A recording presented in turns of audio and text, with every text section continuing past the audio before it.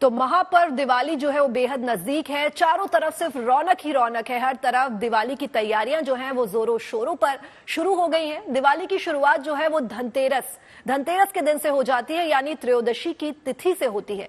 इसी दिन भगवान धनवंतरी के पूजन का विधान है। धनतेरस को धन दौलत और वैभव का वरदान पाने का शुभ अवसर माना जाता है।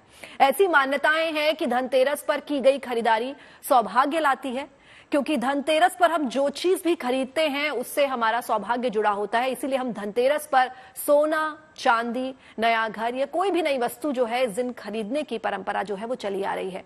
आज हम आपको धनतेरस का महत्व भी बताएंगे, शुभ मुहूर्त और कौन सी खरीदारी आपके लिए शुभ होगी, जिससे आपको लाभ होगा, वो सब बताएंगे।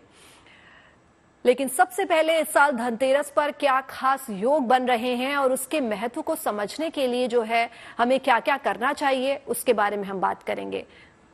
तो आस्था का जो महापर्व है धनतेरस, उसकी शुरुआत से ही दिवाली जो है उसकी शुरुआत हो जाती है और दिवाली का जश्न जो है वो धनतेरस के दिन से शुरू होता है।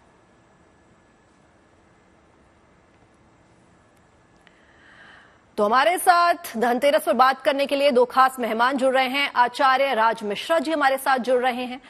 मिश्रा जी, बहुत बहुत स्वागत है आपका गुड न्यूज टुडे पे। और हमारे साथ एस्ट्रोलॉजर वान्या आर्या भी जुड़ रही हैं। बहुत बहुत स्वागत है वान्या जी आपका। सबसे पहले आपको धनतेरस की मैं बहुत बहुत बधाई देना चाहूंगी। एडवांस में दे रही हूँ, धनतेरस कल है लेकिन हम इस पर चर्चा कर रहे हैं तो मैं आपको बधाई देना चाहूंगी। तो सबसे पहले मिश्रा जी आपसे मैं पूछना चाहूंगी कि धन और संपन्नता के लिए इस दिन कुबेर देव जो है उनकी पूजा की जाती है, तो किस विधि से कुबेर देवता की हमें पूजा करनी चाहिए?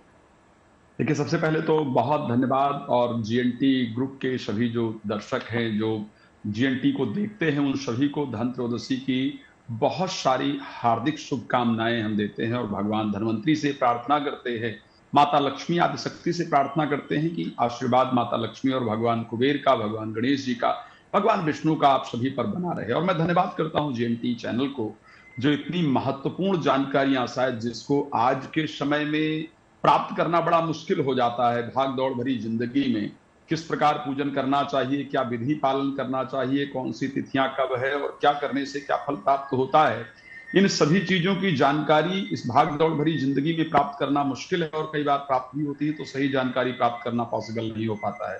तो मैं धन्यवाद करता हूं जीएनटी को, जो इतनी सुंदर जानकारियां हम सभी को घर बैठे आप लोग प्रदान कर रहे हैं। तो आपकी पूरी टीम इसके लिए बहुत धन्यवाद की पात्र है। अगर हम धन त्रयोदशी की बात करते हैं, धन त्रयोदशी वो बहुत सुंदर तिथि है। इसके बारे में शायद जितना भी वर्णन किया जाए मुझे लगता है वो बहुत कम होगा। ये शरीर की आरोग्यता को प्राप्त करने वाली तिथि है। ये वो दिन है जिस दिन यम के लिए हम लोग दीपदान करते हैं, यम के लिए दीपदान किया जाता है। ये वो दिन है जिस दिन आदि शक्ति का प्राकट्य हुआ था समुद्र मंथन से। ये वास्तविकता में वो दिन है जिस दिन विष्णु जी का वो सुंदर स्वरूप जो धनवंतरी ऋषि का है, जो आरोग्यता को प्रदान करने वाले देवता हैं, उनका प्राकट्य हुआ था। तो स्पेशली अगर देखूं तो ये भगवान राम का वो समय था जब भगवान राम बिल्कुल अयोध्या के नजदीक पहुंच गए थे और हनुमान जी आकर के एक सुंदर संदेश भरत जी को प्रदान करते हैं कि रिपुरन जीत सुयश सुरगावत सीता अनुज सहित प्रभुआवत।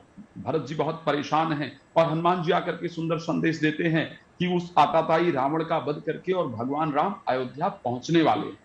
तो प्रत्येक मामले को लेकर के प्रत्येक मायने अगर इस दिन के देखे जाएं तो शायद बहुत ही महत्वपूर्ण है।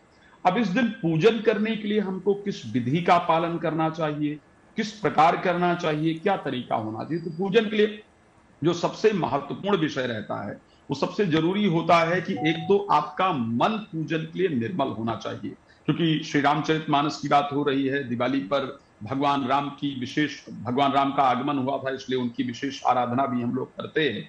तो भगवान कहते हैं कि निर्मल मन जन सो मोहि पावा, मोहि कपट छल छिद्र न भावा। सबसे पहली जो आवश्यकता है वो आपके मन के अंदर निर्मलता होनी चाहिए। परमात्मा निर्मल मन को ही स्वीकार करते हैं।